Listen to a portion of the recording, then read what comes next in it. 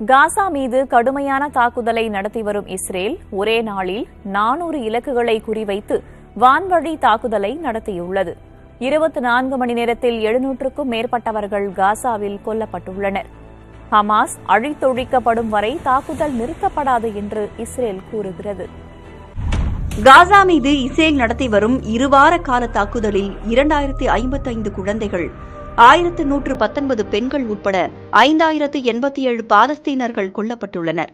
2000க்கும் அதிக குழந்தைகள் உட்பட 15270க்கும் அதிகமானோர் காயமடைந்துள்ளனர். ஆக்கிரமிப்பு மேற்கு கரையிலும் இஸ்ரேல் நடத்தும் தாக்குதலில் இதுவரை 30 குழந்தைகள் உட்பட 95 பேர் கொல்லப்பட்டுள்ளனர். குறைந்தபட்சம் 1650 பேர் காயமடைந்துள்ளனர்.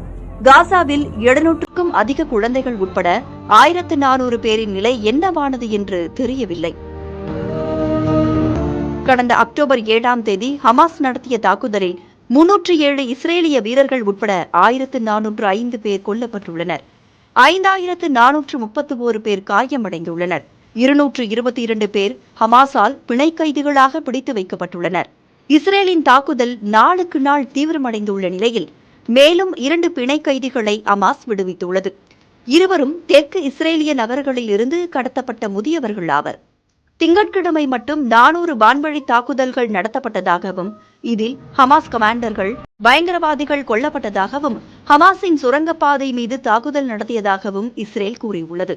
ஆனால் குடியிருப்பு கட்டடங்கள், மக்கள் தஞ்சமடைந்துள்ள கட்டடங்களின் மீது இஸ்ரேல் தாக்குதல் நடத்தியதாக பாலஸ்தீன செய்தி நிறுவனமான வாஃபா கூறியுள்ளது. இரவு நேரங்களில் தாக்குதலை அதிகப்படுத்தும் இஸ்ரேல் கான்யூனிஸ் நகரில் 4 மாடி கட்டடத்தை குண்டு வீசி தகர்த்துள்ளது. இதில் 32 பேர் கொல்லப்பட்டுள்ளனர்.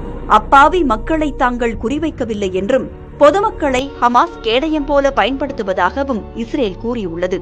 காசா நகரம் மற்றும் சுற்றுவட்டாரங்களை தங்கள் தாக்குதல் தொடர்ந்து தீவிரமானதாக இருக்கும் என்று இஸ்ரேல் கூறியுள்ளது. கடந்த 24 மணி நேரத்தில் 436 பேர் கொல்லப்பட்டுள்ளதாக ஹமாஸ் அமைப்பு கூறியுள்ளது. இஸ்ரேலின் தாக்குதல் மிக தீவிரமானதாக தொடர்ந்து வரும் சூழலில் காசாவில் சுமார் 14 லட்சம் பேர் தங்கள் வீடுகளை விட்டு வெளியேறியுள்ளனர்.